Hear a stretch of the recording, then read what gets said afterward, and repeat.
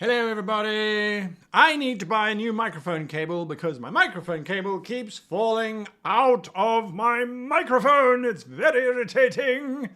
Anyway, as you can see, this is the layout for tonight's show.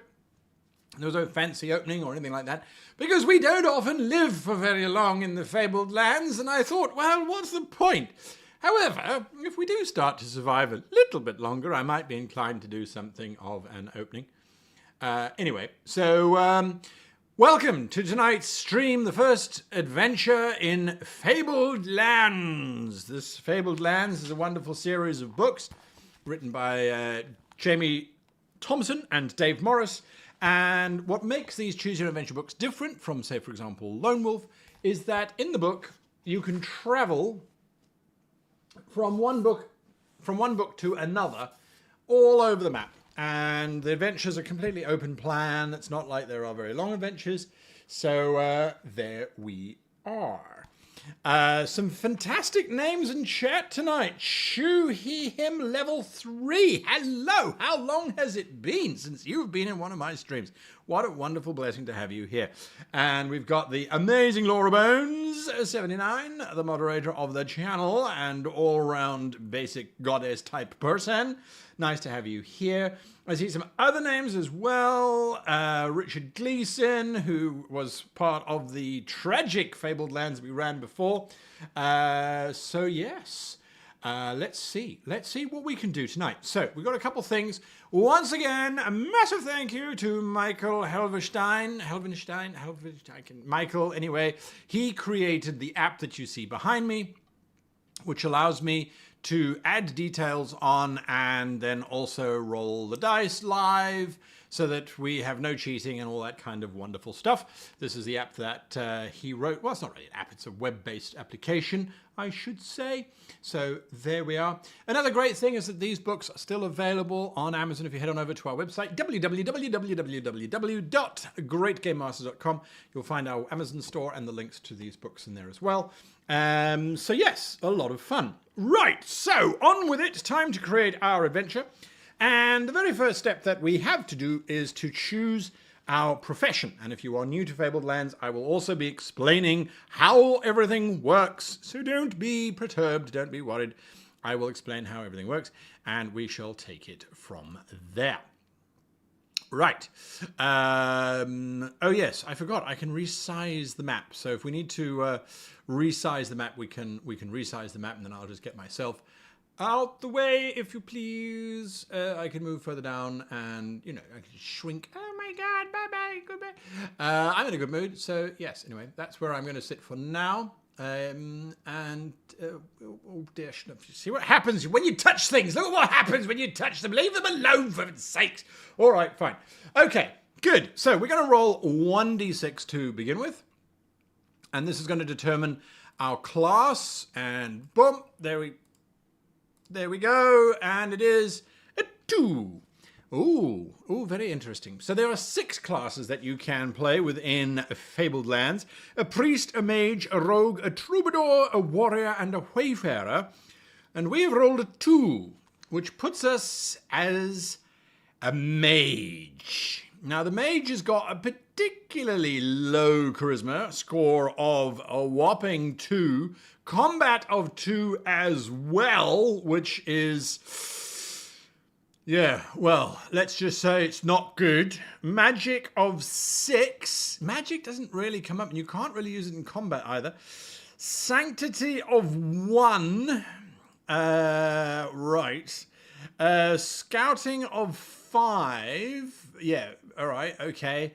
And a thievery of 3. Not sure what they're trying to say there, but that's what mages get. And we have 9... Sorry, it's got to go up. Why is it not going up? What is happening here? Jim, what am I doing wrong? I've broken it. I've probably broken it. It's my fault. When unwounded is 9. Okay, stamina currently is 9. That's what we start on. We are only rank 1. One miserable little rank. So there we are there. And so our defense is combat plus rank plus any armor we're wearing. So that goes up by 1. Which is quite nice. And so there we are. Our rank is outcast. We are an outcast. Now, before you continue, I need you guys to come up with a name for this mage. So just in chat, throw in some random names for our mage. Is this individual a young mage? Are they just starting out? Or are they highly skilled, powerful wizards of old? Bearing in mind, the maximum number that you can get is 12. 12. So 6 out of 12 for magic means he's a middling mage. But also, if you look at it, like 2 out of 12 for charisma. Lecherous old man that he might be. Or he might be a complete coward and doesn't say anything very much and backs away. Or perhaps he just is slimy and doesn't take very kindly to others. I don't know. You come up with a name. I'll randomly choose it from the chat. You know the drill if you have been on this channel before. I will randomly choose stuff and we'll go from there. And right, so you let me know and I will drop that in. Gandalf from Wish, could be. Rudi aus Budlen. Tim, could be Tim. Filion Fourfingers, a young mage who lost a finger trying his first bit of magic. Oh, could be. Phineas the Fearless. Aramir the Experimental. Belgarian. Oh, now Dolphin 316. That was a amazing series. Belgrade. Lovely set of books written by David Eddings and co-written by his wife Lee Eddings. She contributed quite a lot to the books, apparently. I love Belgrade. Never finished the Malorian, I think it was called. Or the whatever the subsequent one was. Valor. I like Valor. Valor's a great name. So we are going to go Valor. Valor the Mage. Capital V, if you like. We don't yet have a god, as that's how the books work. Curtin the Cunning is pretty good. Curtin the Cunning is pretty good. If you have just joined us, Fabled Lands is the name of the Choose Your Own Adventure book. So there we are. Now, a lot of you have been on this journey with me before, where you have heard this story, but some of you are new to the channel. And for those of you that are new to the channel and to the Fabled Land Adventures, I shall now commence reading. Entry 1 is the longest entry in the book. I don't think there's any other entry that comes close. And just so that you know how much I absolutely adore these books. I've traveled all over the world, moved all over the world, and these books have moved with me from South Africa through to Japan, and through to the UK. And this book I bought in 1995. So that's how old this book is. 1995, 96, somewhere around there. Okay, so we start with a sword, a leather jerkin, and a map. The map that you see above me is what we start with. Right, so here we go. The approach of dawn has turned the sky a milky grey green like jade. The sea is a luminous pane of silver. Holding the tiller of your sailing boat, you keep your gaze fixed on the glittering constellation known as the Spider. It marks the north, and by keeping it to port, you know you are still on course. The sun appears in a trembling burst of red fire at the rim of the world. Slowly, the chill of night gives way to brazen warmth. You lick your parched lips. There is a little water sloshing in the bottom of the barrel by your feet, but not enough to see you through another day. Sealed in a scroll case tucked into your jerkin is the parchment map your grandfather gave you on his deathbed.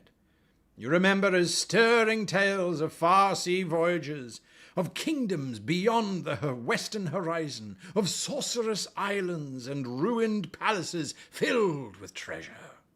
As a child, you dreamed of nothing else but the magical quests that were in store if you too became an adventurer. Securing the tiller, you unroll the map and study it again. You hardly need to. Every detail is etched into your memory by now. According to your reckoning, you should have reached the east coast of Harkuna days ago. A pasty grey blob splatters onto the map. After a moment of stunned surprise, You look up and curse the seagull circling directly overhead. Then it strikes you. Where there's a seagull, there may be land. Ha ha! Huzzah! You leap to your feet and scan the horizon. Sure enough, a line of white cliffs lies a league to the north. Have you been sailing along the coast all this time without realizing the mainland was so close? Steering towards the cliffs, you feel the boat judder against the rough waves. A howling wind whips plumes of spindrift across the sea. Breakers pound the high cliffs. The tiller is yanked out of your hands. The little boat is spun around, out of control, and goes plunging in towards the coast.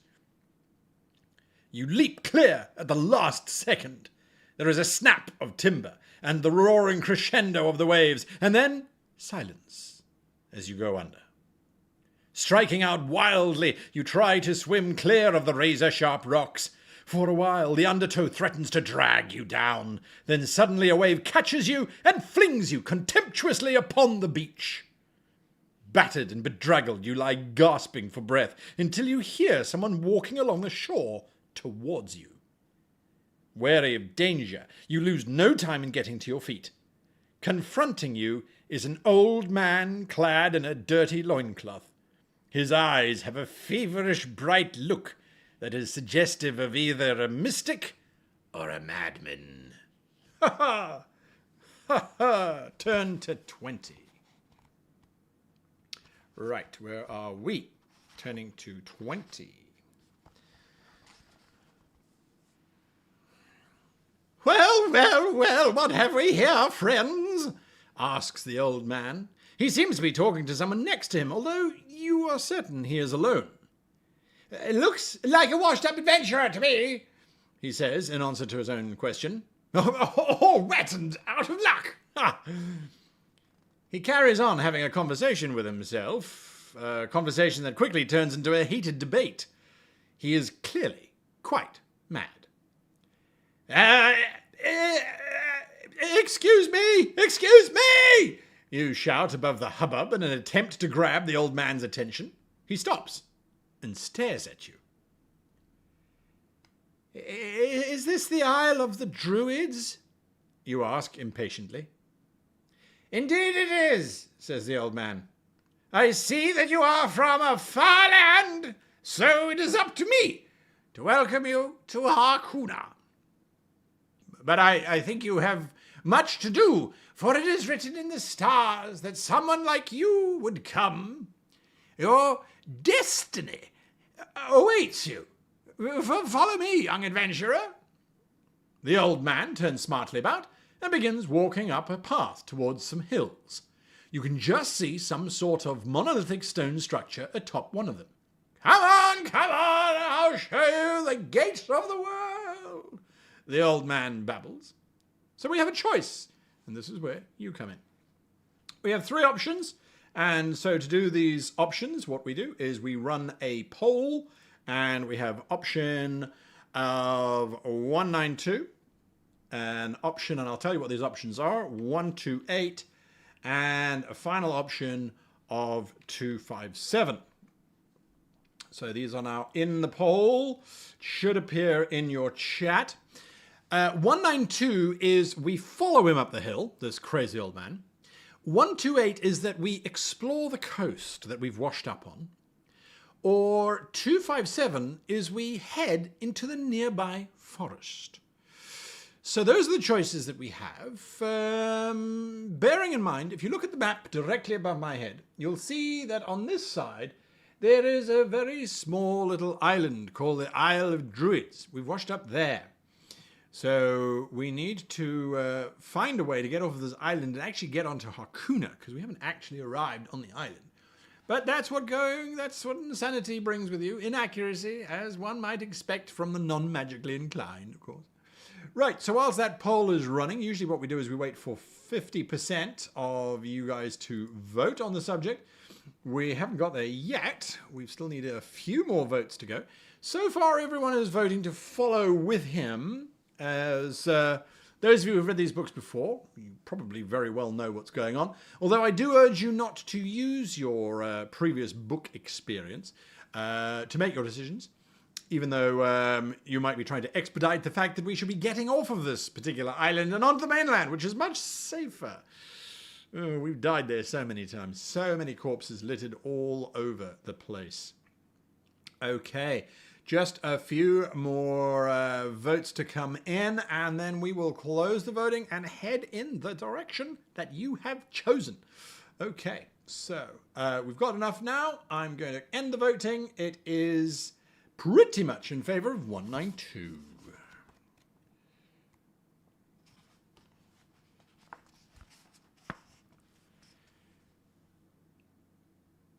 During your short trip upward, the old man regales you with tales of your destiny and fate, continuously arguing with himself as he does so. You reach a hill crowned with a circle of large obsidian standing stones. Despite the bitter wind that blows across these hills, the stones are unweathered and seem almost newly lain. Here are the gates of the world! No, they're not. Yes, they are, says the old madman. The stones are laid in such a way that they form 3 archways, each carven with mystic symbols and runes of power. Each gate will take you to a part of the world of Hakuna. There, we don't know where or what or when or... yes, they'll take you there, explains the old man. Abruptly, he turns around and sets off down the hill, babbling to himself. His voice fades as he descends the hill, leaving you alone with the brooding stones and the howling wind. Turn to 65.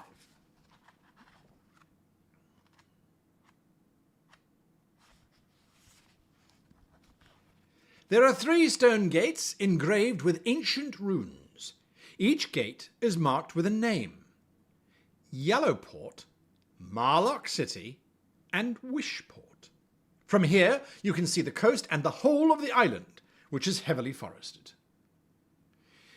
We could explore the coastline, head into the forest, step through the Yellowport Arch. Now, Yellowport, if you can see, is just directly above me in the sort of the middle of Hakuna. We could go to Marlock City, which is right on the edge of the map, over there, on the edge of the empire. Or we could go to Wishport, which I believe is in the 2nd book.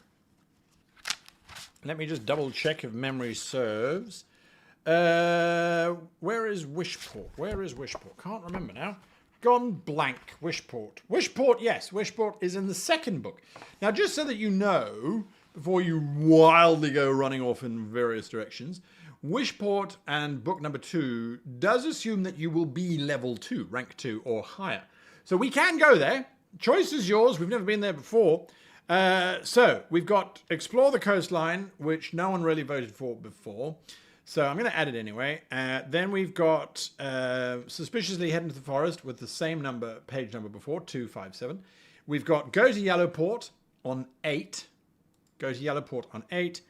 Go to Marlock City on 180. Oh, and I can't add in more. So I'm going to remove one of these choices. I'm going to remove, let's say I'm going to, hey, come here. Let me do my changes, if you please. Thank you. Sorry, the poll is being difficult. So 8 is that we go to Yellowport. 180 is Marlock City. 330 is Wishport. And I'm going to say other means we continue to explore the island. All right? So just to go through those again. 8 is Yellowport in the middle of the map. There-ish. 180, Marlock City. 330, Wishport, which is in a new map. I can actually show you that map. Wishport, which is now directly above me over there. So we would jump to Wishport. Or we turn around and we explore the island. Your choice, vote now. And votes coming in thick and fast. Interesting. Folks are not wanting to go through those gates. Folks are wanting to go other. They want to go back and explore the coastline or perhaps head into the forest. Maybe hoping to find like some sort of stuff on the island. Possibly. Yellowport, always a strong contender. Marlock City, head of the civil war that's going on, is quite a dangerous place. Wishport, trading. Very quiet, farming hub, lots of grain there, if I remember correctly, from my reading as a mage, of course. But yes, let's see. 2 more votes and I'm going to close it. But it certainly looks to me like we're going to continue exploring the island, because that's what you have chosen, and this is your choice as we drive this map. So let's have a look and see. Let's have a look, and those votes are in, and it is to go elsewhere. And as a result of that, I'm going to say 257 is where we are going. 257.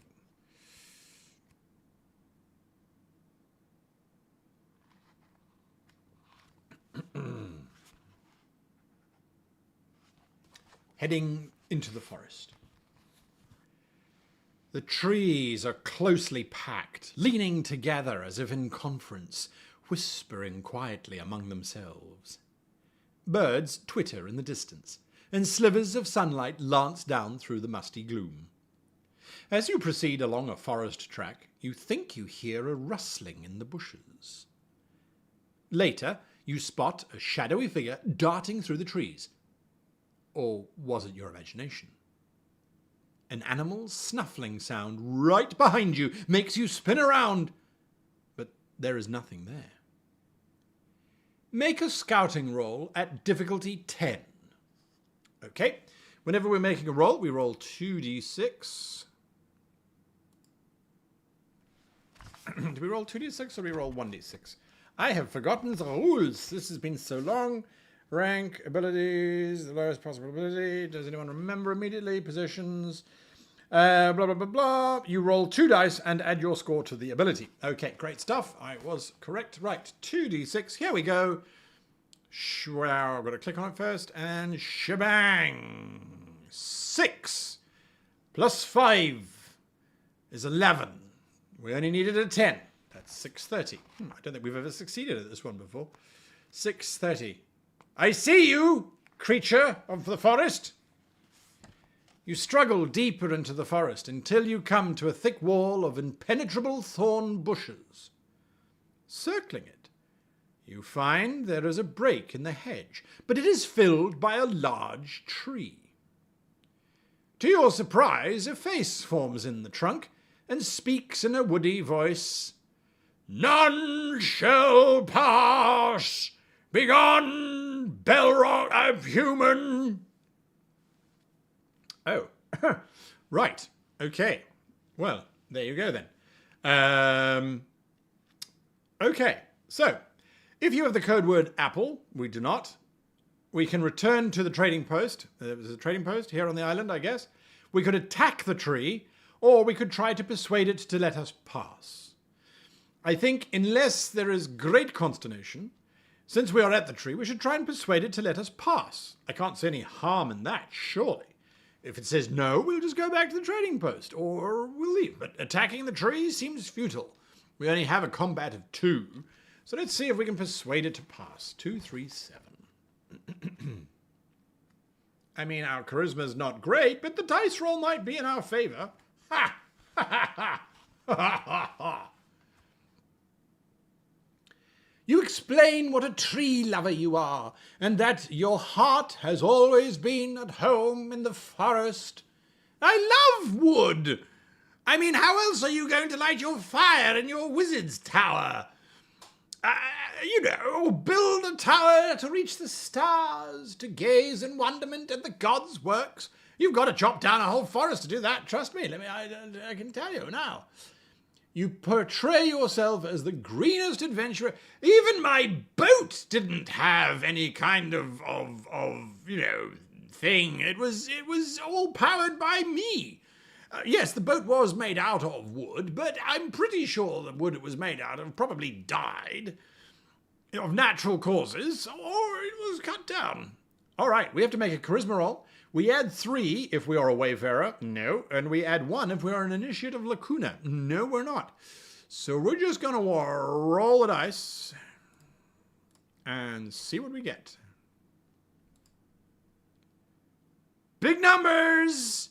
That's 8, 9, 10. Difficulty of 10. We made it! 3, 9, 1. I think the tree has just let us through because it hates us. 391, 391.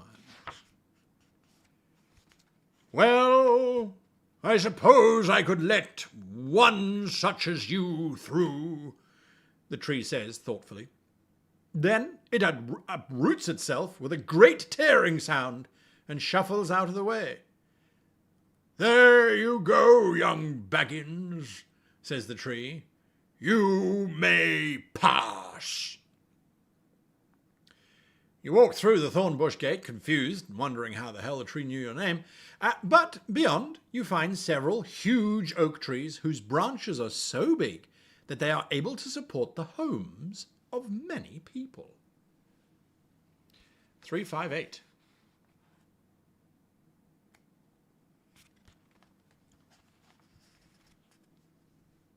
Welcome to the city of trees, says a passing woman dressed in the garb of a druid and apparently a chain smoker since adolescence.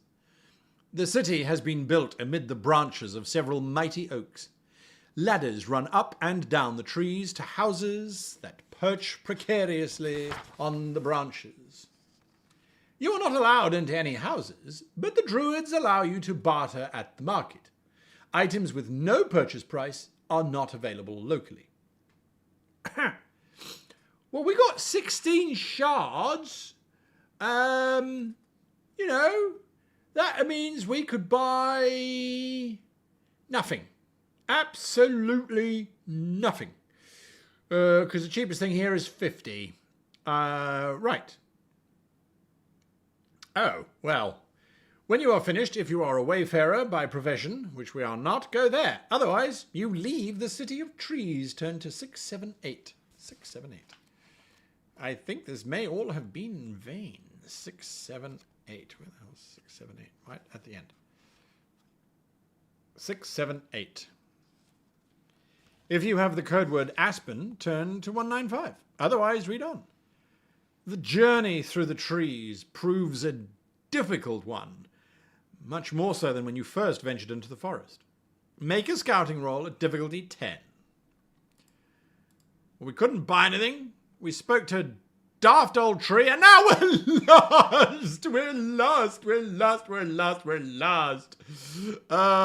Failed scouting roll 36. If we die now, I shall be very unhappy. Soon you realize you are completely lost in this strange, magical forest. You wander around for days, barely able to find enough food and water. Lose 4 stamina points. Well, it could be worse. If you still live, you eventually stagger out of the forest to the coast. Turn to 128. You know, this adventuring malarkey of grandfather, he never mentioned anything about starvation. I thought it was more sort of like finding the treasure of dragons, not Bear Gryllising your way around. You make your way around the coast. The interior of the island appears to be heavily forested. Yes, we know, we've been there. After a while, however, you come to a bay in which a couple of ships are anchored. A small settlement nestles on the beach, and you make your way towards it. 195. Gain the code word Aspen if you do not already have it. All right, so code words you gain over the course of the adventure, and you can use them from time to time, usually to have insider knowledge and things along those lines. So we've just gained the code word Aspen. The trading post is a small village set up here by enterprising settlers from the mainland. Its main export appears to be furs from the forest. the mayor, a fat, genial fellow who greets you personally, insists that one day the trading post will be a thriving town. There is not a lot here yet, however. A small market, a quay, the settlers' houses, and a shrine to Lacuna the Huntress, goddess of nature. Nature! I hate nature. It can burn to the ground. I want all of these trees cut down to be firewood. I'm starving, I'm hungry, I'm cold, and I don't ever want to see another tree as long as I live. Well, at least anyway, not for now. Right, so we have some options here. I'm going to mandate them. If you recall last time we were playing in the book, when you arrive in town, there's usually lots of options. I'm going to just work through them sequentially from top to bottom, unless there's something of significance, and at this moment there doesn't appear to be anything of significance. So we'll head to the Shrine of Lacuna first, 544, just in case. They might be able to restore us, shrines usually. The shrine is a wooded grove. Birds twitter in the trees, and a deer darts away into the forest at your approach. A priestess is tending a low altar, where food and drink has been laid out in honor of Lacuna, the goddess of the wilderness. She is the patron of hunters, trappers, woodsmen, and all those who seek oneness with nature. Having spent a far amount of time with oneness in nature, I don't know. Question. Do we want to become an initiate of Lacuna or not? Now, if we do want to become an initiate of Lacuna, say yes. If we don't, say no. We might not be able to do it. Now, why would we become an initiate? Well, it allows us to fill in the God box, so we follow Lacuna. And sometimes there are advantages to being worshippers of particular types of gods. There are many different types of gods out there. And so once you pinned your flag on one, it kind of becomes the thing that you get stuck with until you renounce them and there's bad things going on. So do we want to become an initiate of Lacuna, the goddess of the wild? Is there any magic out there in those trees in the hills? Well, paper comes from wood. So if we cut down all those glorious trees in the forest, we could make quite a lot of books, actually. Yeah, I like that idea. I like that a lot. So, do we want to become an initiate? I'm ending the poll now, as it's been going for a little bit. And the poll says, oh, it was about to be completely neutral. Now it's swung a little bit.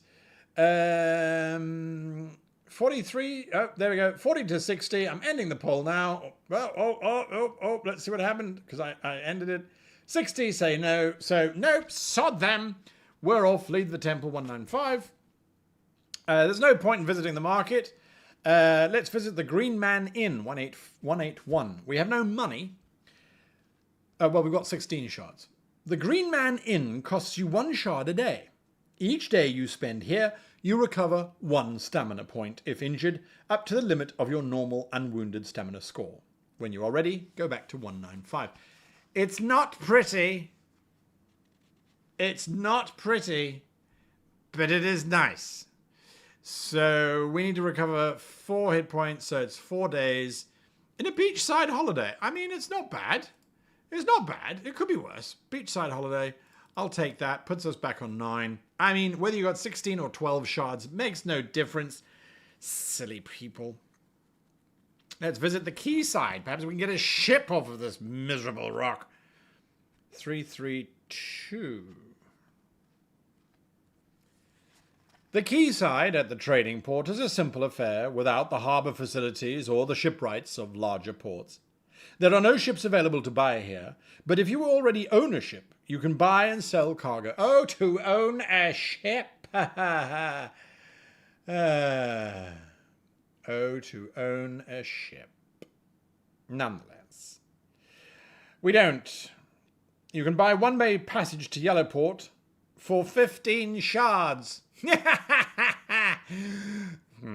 No, we don't have that. We don't have a ship. We don't have that. So we'll go back to 95. That's limiting our options here. So now we either climb the hill that overlooks the town or we head into the forest. Well, we know what happens in the forest. We're going to climb the hill that overlooks the town. And guess what we find up there? The narrow path leads up the hill, the top of which is crowned with a large circle of obsidian standing stones hewn from solid rock. Despite the bitter wind that blows across these hills, the stones are unweathered and seem but newly lain. They form 3 archways, each carved with mystic symbols and runes of power. 65.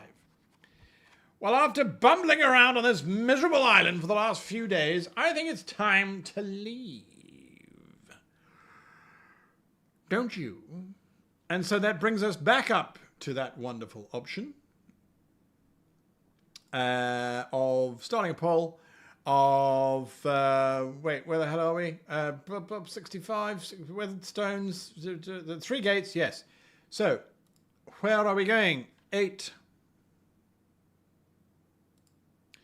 180 or 330. Start the poll. 8 takes us to Yellowport. 180 takes us to Marlock City, and 330 takes us to Wishport. So let's have a look and see what is going on there. Vote now, folks. Let's see where we are heading. And while you're doing that, I'm going to have a little drink. We've got about 22 minutes before the end of the stream because we're going to do this for an hour. And so make your choice wisely.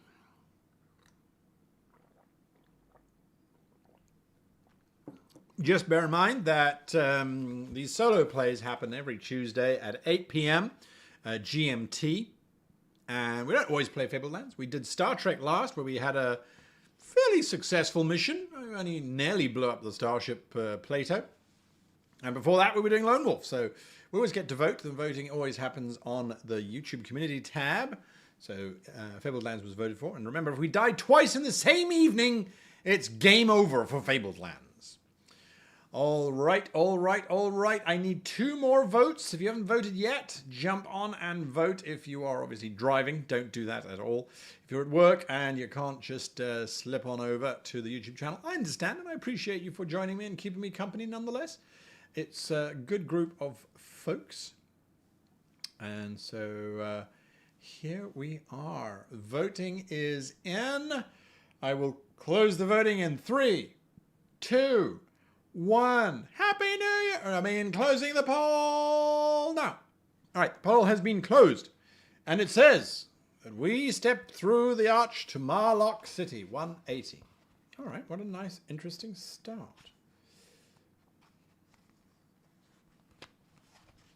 Here we go.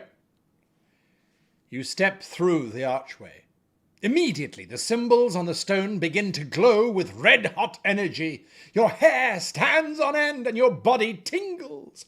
A crackling nimbus of blue-white force engulfs you. The sky darkens and rumbles. Thunder and lightning crash and leap across the heavens. Suddenly, your vision fades and momentarily, everything goes black. When your sight returns, you find yourself outside the gates of a huge fortified city. A guard starts in surprise at the sight of you. Then he shakes his head as if to clear it. Sure, he must have imagined what he just saw. The gates open and a troop of heavily armed cavalry canter past. "Make way for the Marlock City militia," says the guard. When they have passed, you walk into the city. Turn to 100. Okay. Marlock City. Can't be that bad, can it? It's a sprawling metropolis. In might we trust is the logo. A raised fist. And so here we are. Marlock City is a huge, sprawling metropolis, enclosed in a fortified wall said to have been built 1,000 years ago by the ancient Shaddar Empire. It is the capital city of Saqqara. Marlock City was once known as Sokar until General Grieve Marlock led the army in bloody revolt against the old king, Corrin VII, and had him executed. The general renamed the city after himself as it is now a crime to call it Sokar. The general lives in the old king's palace and calls himself the Protector General of all Sokara. Whereas the old king was corrupt, the general rules with an iron fist. Some people like the new regime, others are royalists, still loyal to Nurgen, the heir to the throne, who has gone into hiding somewhere. Outside the city gates hang the bodies of many dead people. Labels around their necks read, "Rebels, executed by the state for the good of the people." Oh, you'd best behave yourself if you don't want to end up like one of them, grates a guard, nodding towards the swinging corpses as you pass through the great eagle-headed gates of Marlock City. You can buy a townhouse in Marlock City for 200 shards. But if only we had 200 shards. Owning a house gives you a place of rest and to store equipment. If you buy one, cross off 200 shards and tick the box, blah, blah, blah. We do not have a townhouse. We don't have the money. To leave Marlock City by sea or by ship, head down to the harbour master. Great. Well, we got no money. So let's start with visiting the Three Rings Tavern. 158. Sounds nice. 158. The Three Rings Tavern is a comfortable inn near the city centre. It costs 1 shard a day, and each day you spend here you recover 1 stamina point, up to the limit of your normal unwounded stamina score. Now, we can pay 3 or more shards to buy some drinks. Interesting. 3 shards to buy some drinks. In for a penny, in for a pound. And like we said, you can't buy anything for 12, and it's not likely that we're going to pick up 15, so let's just spend 3, let's get some drinks going. People like me when they're drunk and unconscious. An old troubadour tells an epic tale of adventure and romance involving 3 heroes, a princess and a dragon, and it's not age-restricted 18. Afterwards, you find yourself talking to him at the bar. So this princess, he tells you about the time he was captured by the man-beasts of Nerech, and that by soothing their savage ferocity with music, he was able to escape. If you are a troubadour, turn to 469. Otherwise, turn to 100. What a fascinating and useless tale. Thank you very much. Not. Cost me 3 shards to get that rubbish. Visit the temple of Elvir and Velmir. Well, why not? We're here. We've got nothing else to do. Let's see. Take in the sights. Write some Google Fabled Lands reviews. The temple of Elvir and Velmir, divine rulers of the House of the Sea, is right on the teeming harbour of Marlock City. Its sea-green marbled porticos are draped in 100 silver nets.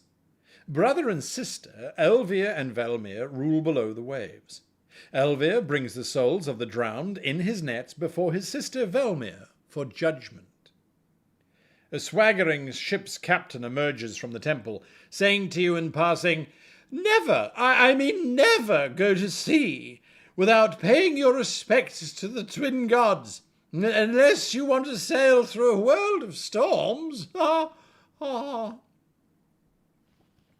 all right. Elvir and Velmir, do we want to become initiates? Do we want to become initiates?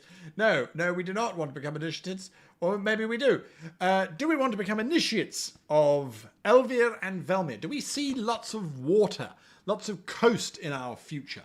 I don't know. I'm not convinced we do. I don't know if we could even become initiates. Usually there's a cost involved with becoming an initiate. So let's see what the poll says. I'm going to have a quick look here. And so far it is a unanimous vote of 100% no. That's a no.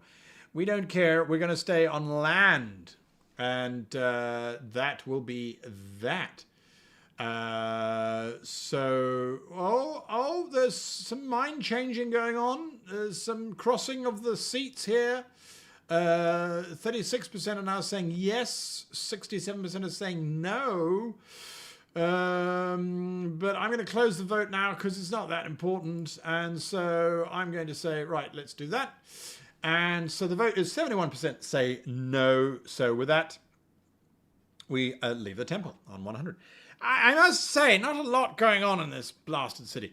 All right, what is this Temple of Nargil? It sounds quite fun. Temple of Nargil. Perhaps they give money to the poor or to the brilliant. If you have the code word egg, turn there. If not, read on. Nargil is the lord of the lands of the dead, and his temple in Marlock City is covered in friezes and gargoyles of innate design, depicting the souls of the dead on their journey to the underworld. Inside it is cool and dark, hung with black velvet drapes. A poster on the wall reads, "Wanted, person of unusual resourcefulness, see Temple Warden." Well, I must say, I think that it's an interesting idea. I'm pretty resourceful. I mean, we mostly survived that forest. Let's go and have a look. Let's go and visit the Temple Warden. 48.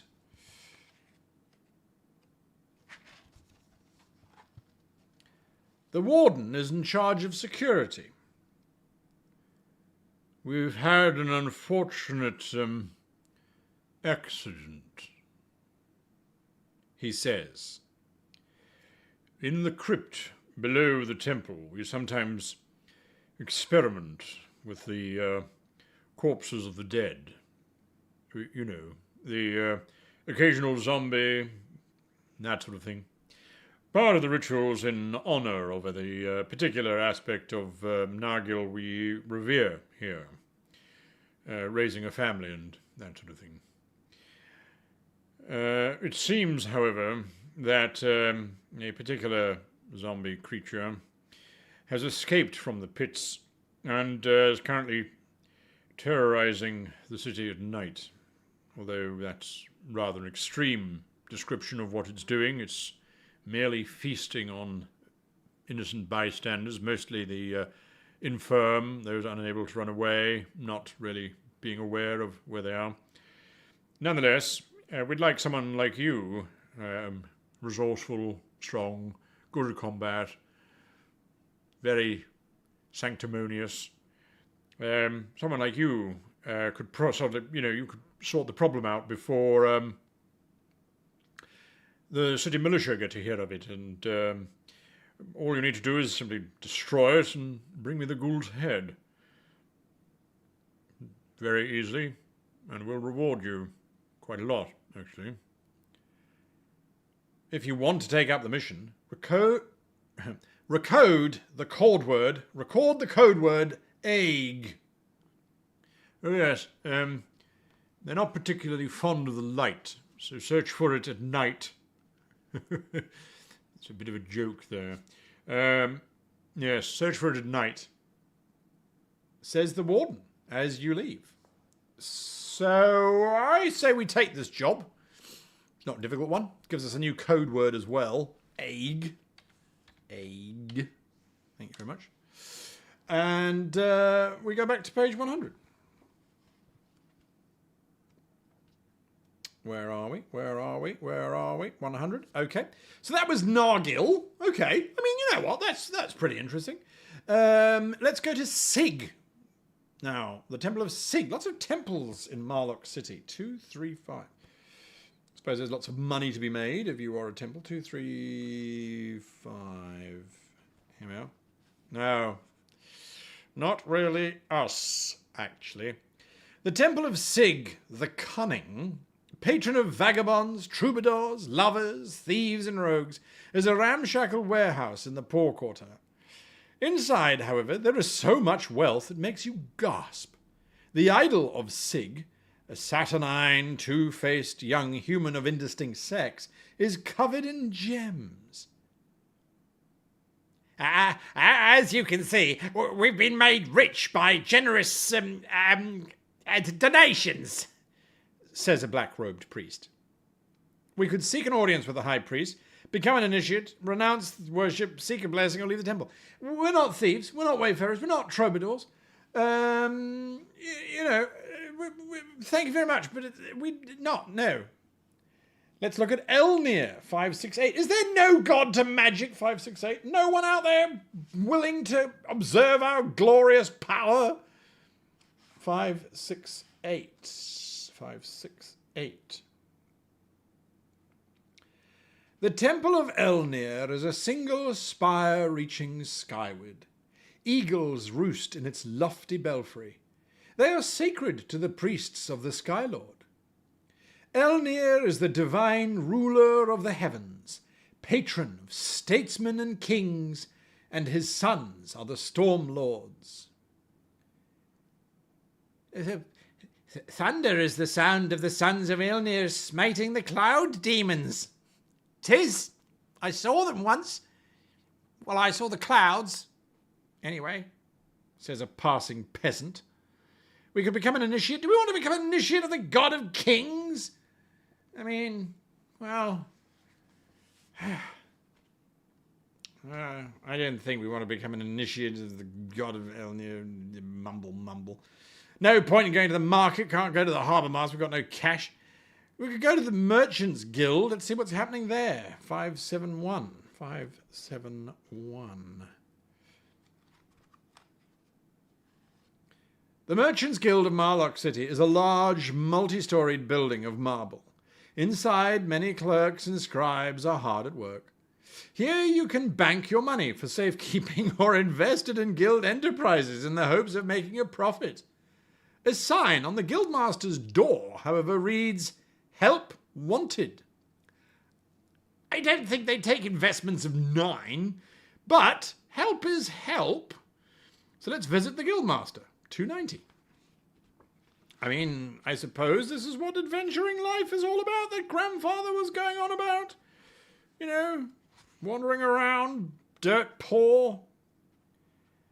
The guildmaster, a tall, gaunt man, welcomes you. The guild, in Golnir and Saqqara, is plagued by privateers on the high seas. Amcha One-Eye is the worst of these lawless dogs. He has cost us thousands of shards. Bring me the head of Amcha One-Eye, and I will reward you. I'm sure he and his cutthroat crew operate from the unnumbered isles. Now they call it the Kingdom of Reavers, because of the pirates who have made their base there. The isle lies to the south. If you want to take up the quest, note the code word Amcha. Well, I mean, let's take it up, Amcha. Why not? Let's hunt down Amcha the One-Eyed. Gives us another. I mean, at least we're collecting code words. That's a fun hobby, isn't it? Amcha. Amcha. Right. And then we leave. Explore the city. Well, it was bound to happen. 138. If you have the code word egg, turn to 115. Well, we do. Ha-ha! Huzzah! Finally! 115. Here we go. Egg. I love that word. If you are on a quest for the Temple of Nurgle, to bring it the head of the escaped ghoul, turn to 446. If you do not want to look for the ghoul yet, or have already done so, turn to 446. We're looking for a ghoul. Our first adventure. We are an adventure. Hear me, grandfather. I will replace you. If there is a tick in the box, turn to 226. If not, put a tick there now and read on. Okay, put a tick there now and read on. And so we are in War-Torn Kingdoms, and it is 446. Right. You set out that night on your quest. Make a magic roll at difficulty 10. Don't even bother. All right, so the magic was a little harder than I thought, but we still did it. We needed to make a magic roll of 10.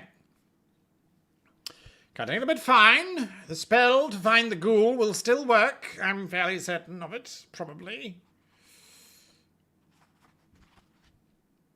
Probably. 511. Your arcane knowledge tells you much about the undead. Ghouls are known to eat the flesh of the dead, as well as the living.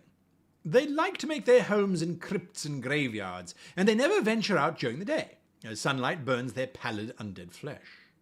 Also, they cannot abide a powder of salt and iron filings mixed together.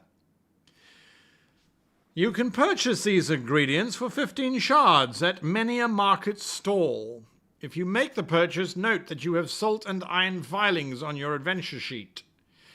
When you are ready, you can set off to search the cemeteries of Marlock City, and you can make a scouting roll of difficulty 9. Salt and iron filings is for the weak-minded. That's all I can say. However, should we continue the quest even though we don't have salt and iron filings, or should we back away and try and find some other way of making money so we can buy these blasted salt and iron filings? Yes, we continue on in Grandfather's great name. No, we turn back and we go and work as a waiter in a tavern somewhere? Oh dear, oh dear, oh dear. Yes, we continue forward. No, we turn around. And with that staggering sweep of votes coming in, we're a bit torn here. We're a bit torn. Votes coming in. Near the end of the stream, so make those votes count. 8, 10 votes in. That's not yet enough. I need another 7 votes, please. This is you choosing the course of the adventure. 13 votes in. I still need a few more. Yes is what we are leaning towards at the moment. 16 votes. Yeses have it. The yeses have it. And 3, 2, 1. Ending the poll with, I saw 19 people voting there. And we're going to continue on anyway. Make a scouting roll, difficulty of 9. We get a 15. We should get bonus points for that as far as I'm concerned. Successful scouting roll, 419.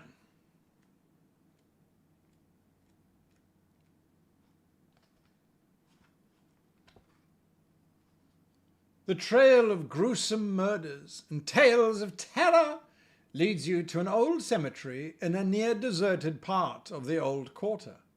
It is early morning, a few hours from daylight, so you haven't much time before it goes into hiding. At the gates of the cemetery, you find a small girl hunched over, sobbing. When she sees you, she backs away, terrified. Make a charisma check of 10. Now look here, you stupid little girl. What are you doing next to a graveyard at night? How thick do you have to be? Yes, so that's a failed charisma check of 45. I'm hoping that she will run into the temple, flush the ghoul out, acting as bait, and whilst it's eating her, we can hit it with magic. The little girl runs off before you can talk to her. Oh well. Wrong way, you useless creature. Oh, Adrienne, thank you for that.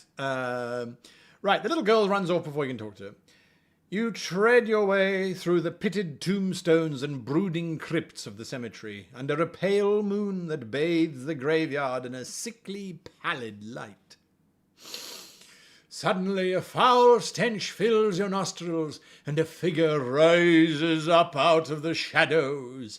Yellow eyes glow with feral bloodlust, and the creature sinks its black teeth into your arm before you can react. Oh! Dealing you 4 stamina. Uh-oh! Damage. Note that you have a disease. Ghoul bite. Oh no. This is not how it was supposed to start, but I think we all knew it was how it's going to end. Ghoul bite. Right, until you can find a cure, you must subtract 1 from your sanctity. Combat and charisma rating. No rating drop below 1. Oh, well. I mean... Okay, so sanctity, combat... No, it won't go down. There we go. And charisma, both go down. The ghoul, a rotting, walking corpse, lunges for you again. Invoke the power of the gods. I don't think so. Use salt and iron filings. I'm not saying anything. Or fight it. 617.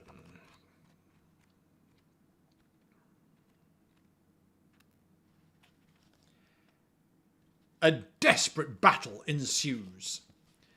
The ghoul has a combat of 3, a defense of 7, and a stamina of 15. We get to strike first with our combat of 1. Oh, sweet Mary Jane.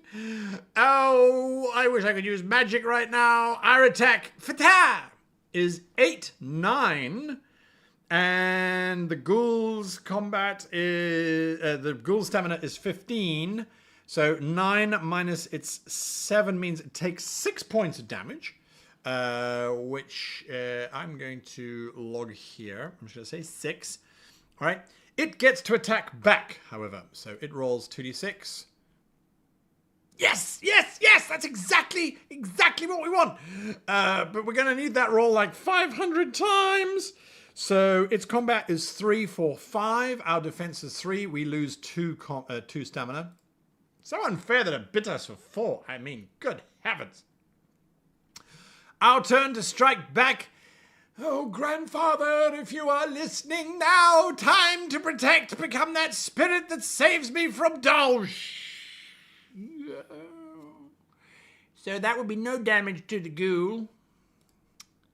The ghoul strikes back.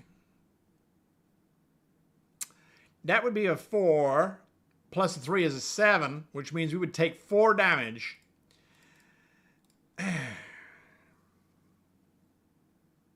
If you lose, which we have, your adventures are over.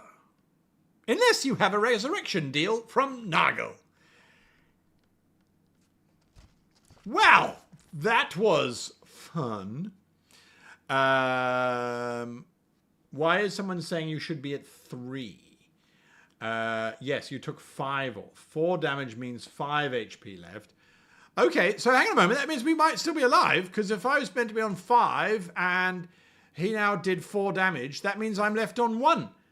Wait a moment. Is that right? Is that right? Am I reading it right? No? Everyone's saying rip. You got my hopes up! And then we died anyway! Vela the mage... Yeah, what a pity. So what this means, folks, is that when we come back next week, we will be doing Fabled Lands once again. We will start a new character. And what was quite fun is that this new character is somehow related to Velor, cannot be a mage. And what we do is that we will start the vote straight away as to which of the 3 cities we will travel to. So we don't read through the whole thing all over again and all that kind of stuff. So we just start straight anew and afresh with a new character. So your homework for the rest of the week is to think about a name of a new character. And there you go. We will try this once again. And after the 3rd death, well, we'll vote and see what we should be playing next.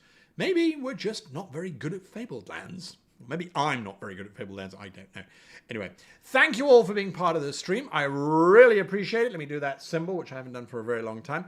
If you are, please remember to hit that like button. There's 60 of you watching and there's 35 likes. So does that mean that 25 of you didn't like the stream?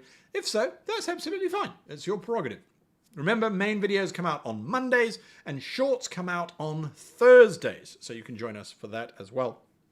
And until next week, I wish you and yours the very happiest of gaming.